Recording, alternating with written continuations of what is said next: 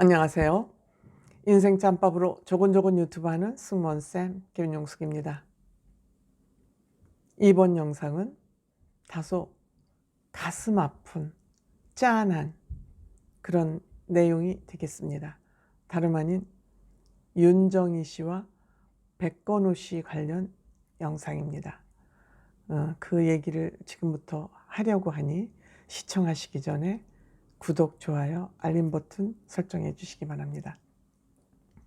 여러분들의 사랑은 제가 바르고 정직한 방송을 하는 힘이 됩니다. 고맙습니다. 윤정희 씨에 대한 그 내용이 청와대 청원까지 되면서 뉴스, 이것저것 뉴스에서 많이 지금 화제가 되고 있습니다. 안타까운 소식입니다. 안타까운 소식입니다. 한때에 정말 대한민국 최고 남정님 씨, 문희 씨, 윤정희 씨, 이 트로이카 시대로 대한민국 영화계의 황금기를 이루었던 사람 중에 한 분, 윤정희 씨. 우리가 학교 다닐 때 제 연배에 계신 분들은 아마 이 세 사람이 나오는 영화를 단체 관람도 많이 갖고 그랬습니다. 그래서 우리들 마음속에 큰 스타였습니다. 별이었습니다. 그런 윤정희 씨가 세월을 이기지 못하고 올해 77세라 그럽니다. 1944년생이니까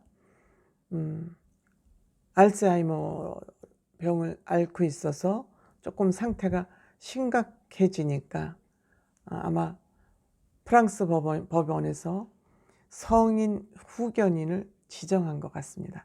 여러분들, 성인 후견인은 판단이 흐려져서 본인의 판단이 정확하지 않다고 생각할 때 그 본인을 대신해서 의견을 판단해 줄 그럴 사람을 지정하는 것이 성인 후견인.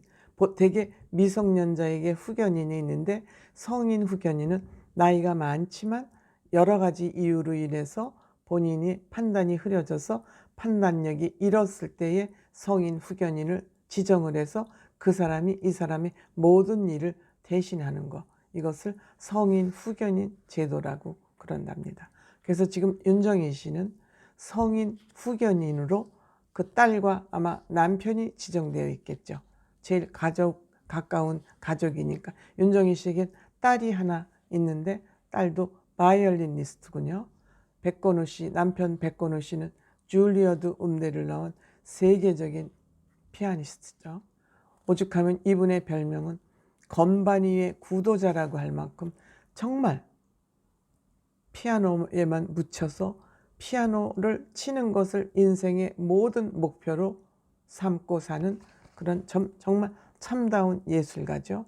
그런데 이제 이 두 분이 결혼을 하게 된 것은 윤정희 씨가 이제 1967년에 데뷔를 해서 청춘극장이라는 걸로 데뷔를 해서 주연 배우가 된 이후 67년에 데뷔를 하고 5년 후인 1972년 독일 뮌헨 문화올림픽에 참여를 하게 됩니다. 참석을 하게 됩니다.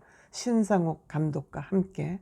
그래서 이 뮌헨 올림픽에 갔는데 외국이고 말도 잘 안 되니까 좌석을 찾지 못해서 막 이렇게 더듬더듬 하고 있는데 백건우 씨가 도움을 줘서 자리를 찾았다 그럽니다. 그리고 이제 뭐 뮌헨 올림픽이니까 한국에서 간 그 저명 인사나 문화인들은 그렇게 숫자가 많지 않으니까 아마 끝나고 나서 뭐 애프터 파티 같은 게 있었겠죠. 그 파티에 참석을 했는데 윤희상 씨가 백건우 씨를 젊은 청년이었죠. 그때는 소개를 해줘서 서로 또 뭐 젊은 청춘 남녀니까 아마 백건우 씨가 평상시엔 수줍음이 많은 사람인데 아마 윤정희 씨에게 꽃다발을 준 모양입니다. 그럼 꽃다발을 주는 마음, 받는 마음, 마음으로 통했겠죠. 텔레파시로. 그래서 그러고 이제 헤어졌는데 윤정희 씨가 1974년 프랑스로 유학을 떠납니다. 그 72년에 만남이 있었고 74년에 프랑스로 유학을 떠난 것은 저는 백건호 씨를 만나기 위해서 간 거 아닌가 이렇게 생각이 듭니다만, 들리는 얘기는 윤정희 씨가 우연히 교포 식당에 갔다가 그곳에서 백건호 씨와 재회를 하게 됐다. 그건 뭐 윤정희 씨가 마음을 먹고 프랑스로 유학을 간 거 아닐까? 그냥 저는 그렇게 생각을 합니다. 그거 뭐 흉될 게 없잖아요. 만나고 세계적인 피아니스트 백건호 씨 신사야. 약간 수줍음도 있어. 그러니까 내가 적극적으로 프랑스에 가지 않으면 이 사람은 만날 수가 없다. 수줍은 남자니까. 그래서 적극적으로 가서 뭐 한인들이 가는 식당 뻔하지 않겠습니까? 그래서 자연스럽게 재회를 해서 백건호 씨가 청혼을 했는데, 백건호 씨는 윤정희 씨보다 2살이 적습니다. 그 당시에 한국 문화적인 수준에서 본다면 연하의 남자랑 결혼을 한다는 것은 감히 생각지도 못할 그런 시대죠. 더군다나 유명인들이, 뭐 일반 사람들이야 뭐 어쩌다 한번 그럴 수 있겠지만, 그래서 백건우 씨 청혼으로 몽마르트 언덕에 낭만적이죠. 방을 하나 얻어서 이제 동거를 한 거죠. 결혼하러. 그래서 비밀리에 동거를 하다가 이응노 화백, 프랑스에서 유명한 화가로 활동한 이응노 화백에게 고백을 하고 1976년 이 2사람이 결혼을 해서 이제 정식 부부가 된 거죠.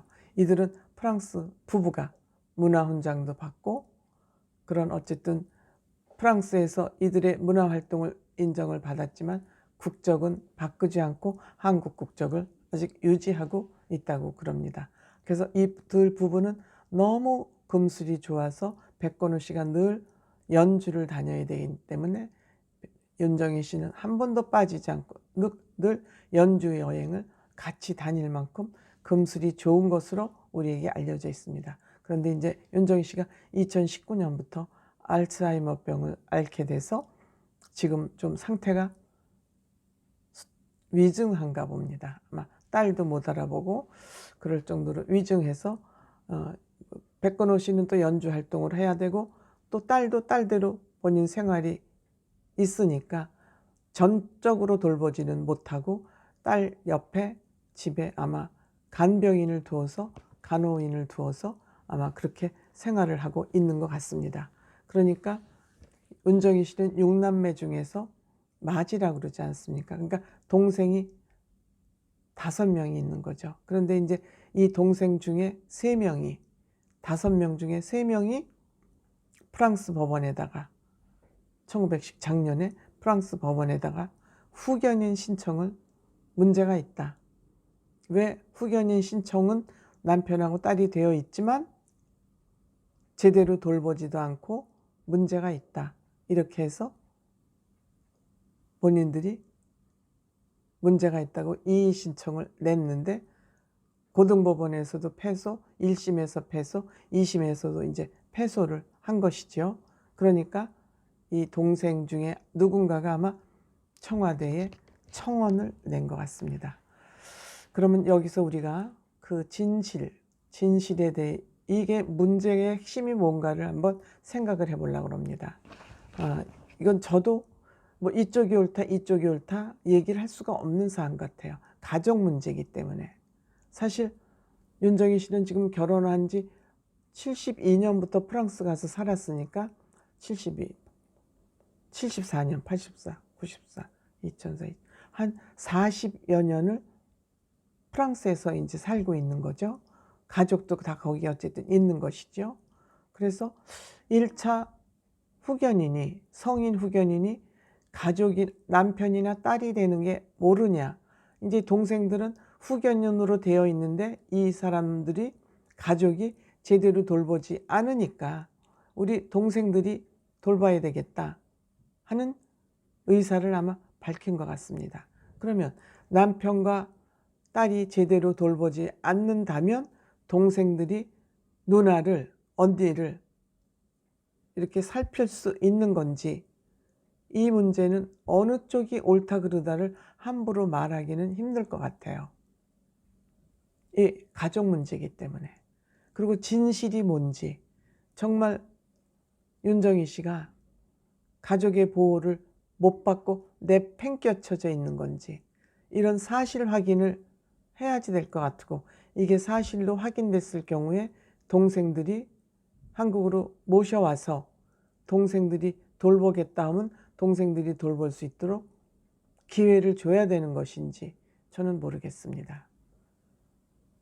이게 정말 가족 문제이기 때문에 예민한 문제인데, 다만 안타까운 것은 정말 굉장히 화려한 생활을 했던 이 대배우 윤정희 씨가 노후에 이렇게 가족 문제가 좋지 못한 일로 불거진 것이 안타까울 뿐입니다.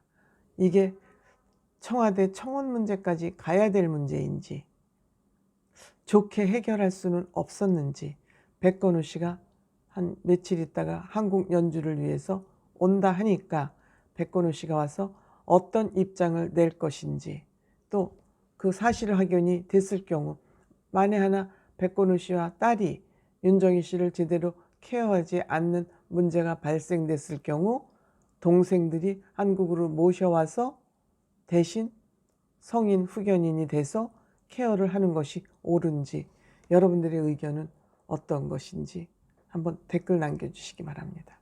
고맙습니다.